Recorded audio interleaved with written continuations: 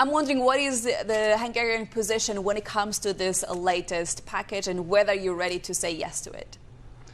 Well, first of all, we have always been sticking together with the European colleagues because unity indeed is important, especially in rough times. But to be honest, we've always been outspoken about the sanctions because they don't work. This is the 17th package, and very obviously sanctions did nothing actually to stop the war, just the opposite.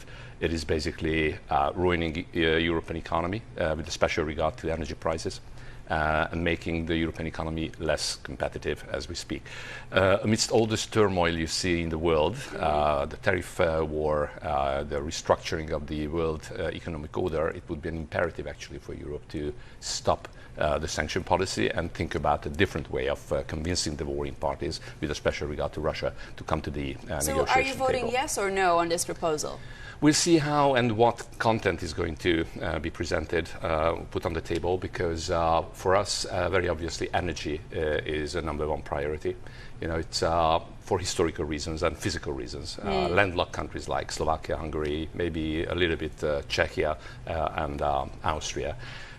Accessibility to alternatives has always been limited in the European Union. So cutting off Hungary from energy resources that are accessible. But as far as I'm understanding, that's not actually on the proposal for the time being. Not in this package, but there are other proposals coming from the European Commission actually, which are trying to intrude the sovereignty of member states if it's about the energy mix and the use of energy.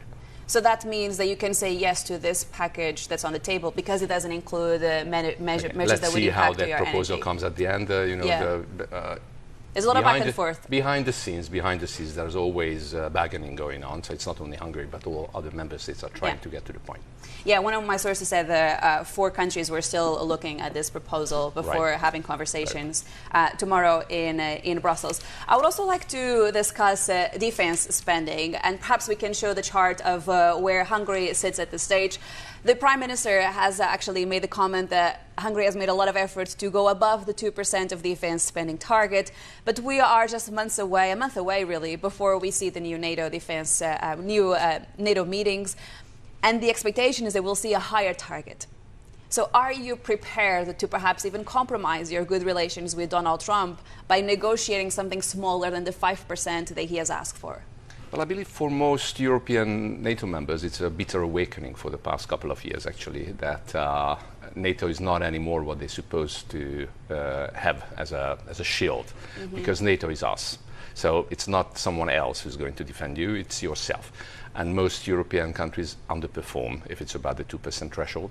And very obviously, if it's about the infrastructural investments and all the needs actually that are required for a formidable army to operate in your country or have in your country, you need investments. And I believe Hungary was one of the first actually in the European Union. The Prime Minister back in the mid-2010s has called for a European army. And we have started back 10 years ago our rearmament program, which is trying to formulate, after the years of communism and after the failure actually of previous governments actually to invest in defense, something like a formidable Hungarian armed force. Right.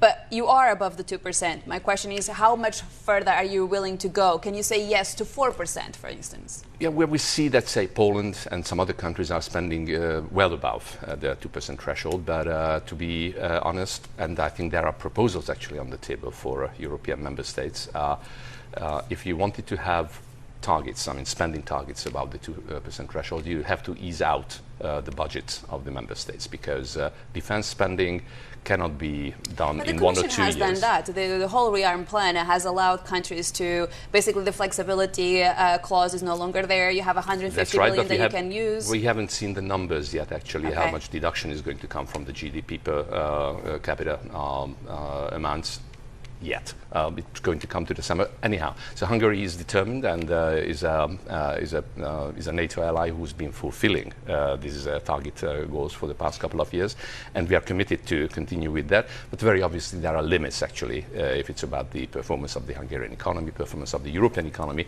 which is not performing very well. What I'm trying to understand is what is your limit?